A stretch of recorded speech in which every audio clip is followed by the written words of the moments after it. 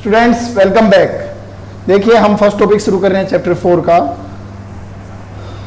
Types of physical quantity based on magnitude and direction. Physical quantity क्या होती है chapter 1 में 2 में आपने पढ़ा था।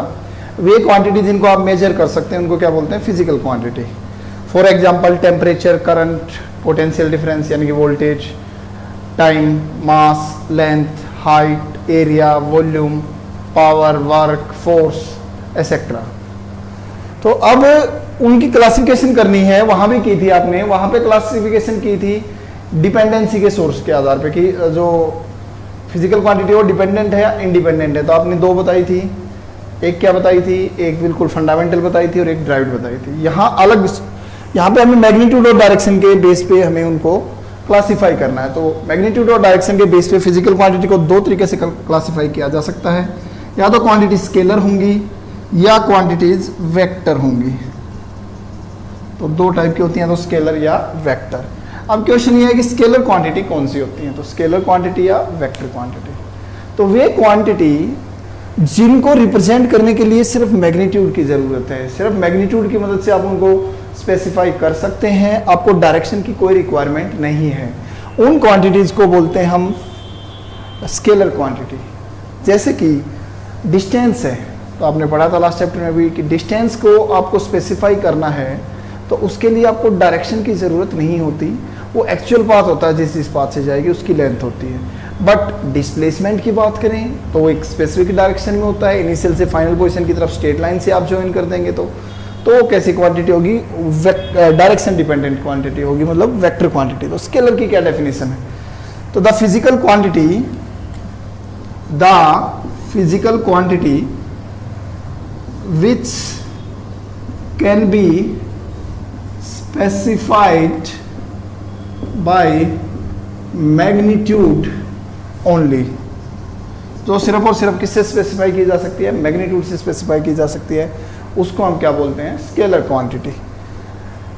एग्जाम्पल, स्केलर क्वांटिटी के क्या एग्जाम्पल होते हैं, तो जैसे कि आपको डिस्टेंस बताया मैंने, फिर डिस्टेंस से निकल के लास्ट चैप्टर में स्पीड पढ़ा था आपने, वो भी स्केलर होता है।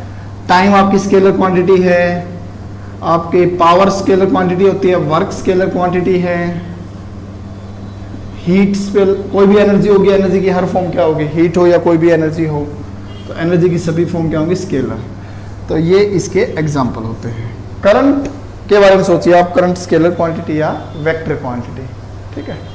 चलिए आपने ये बता ही दिया था वैसे, तो करंट कौन सी क्वांटिटी है, स्केलर या वेक्टर। सोचिए करंट हमेशा आपने 10th क्लास में पढ़ा था, हायर पोटेंशियल से लोअर फ्लो करता है, पॉजिटिव टू नेगेटिव, यानी इसके पास डायरेक्शन और मैग्नीट्यूड भी है।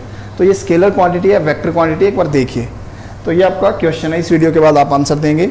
वेक्टर क्वांटिटी कुछ ऐसी क्वांटिटीज होती हैं जैसे कि डिस्प्लेसमेंट है, वेलोसिटी है, फोर्स है, जो अकेले मैग्नीट्यूड के बेस पे स्पेसिफाई नहीं की जा सकती। उनको कंप्लीटली स्पेसिफाई करने के लिए आपको magnitude as well as direction दोनों की जरूरत पड़ेगी। मींस मैग्नीट्यूड की तो हमेशा जरूरत पड़ेगी, कोई भी फिजिकल क्वांटिटी है तो उसका जो मेजरमेंट आया 10 न्यूटन, 10 समथिंग, तो वो जो 10 आया वो मैग्नीट्यूड है, तो मैग्नीट्यूड तो दोनों को ही जरूरत होती है, बात क्लियर है। डायरेक्शन स्केलर डायरेक्शन पे डिपेंडेंट नहीं होती, वेक्टर क्वांटिटी डायरेक्शन पे डिपेंडेंट होती है। तो द फिजिकल क्वांटिटी, इसकी जो डेफिनेशन अगर हम लिखें तो the physical quantity which can be specified by magnitude as well as direction are called vectors. उन क्वांटिटी को हम क्या बोलते हैं, वेक्टर क्वांटिटी बोलते हैं।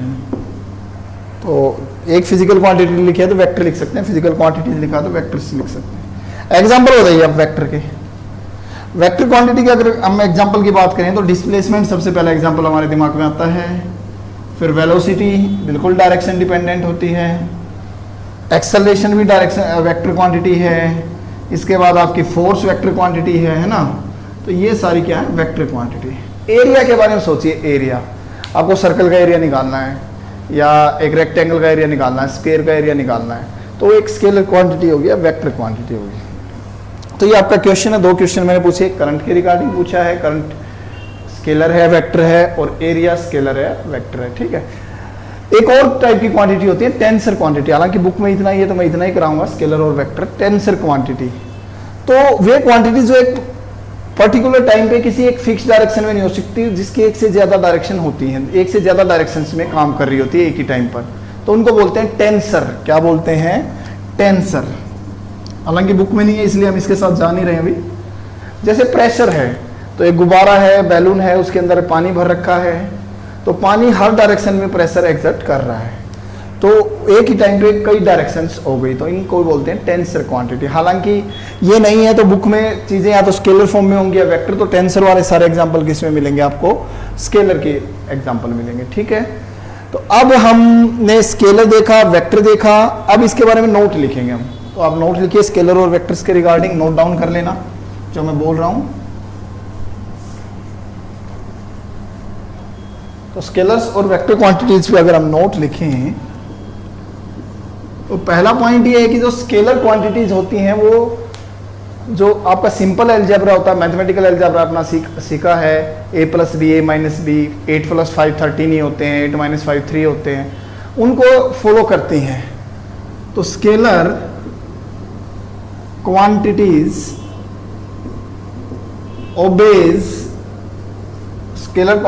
ओबे लॉज ऑफ सिंपल अलजेब्रा। तो आपका जो सिंपल अलजेब्रा उसके लॉ को ओबे करती हैं। सिंपल अलजेब्रा मैंने बता दिया 10 + 5 15, 10 - 5 5, 10 × 5 50। पर जो वेक्टर क्वांटिटी होती हैं वहां जरूरी नहीं 10 और 5 का सम 15 हो, ये हम करेंगे जब एडिशन सीखेंगे, तो आप देखेंगे 10 और 5 का सम 15 हो, ये जरूरी नहीं है। 10 और 5 का सम 8 भी आ सकता है, 3 भी आ सकता है, 10 भी आ सकता है, 15 भी आ सकता है, 5 भी आ सकता है, माइनस में भी आ सकता है, प्लस में भी आ सकता है। तो देखेंगे तो सेकंड जो है वेक्टर जो क्वांटिटीज हैं वे vector quantities don't obey laws of simple algebra. वो सिंपल अलजेब्रा को ओबे नहीं करती, उनके खुद के लॉ हैं, तो उसको वेक्टर अलजेब्रा के लॉ बोलते हैं। किसके बोलते हैं? Vector algebra.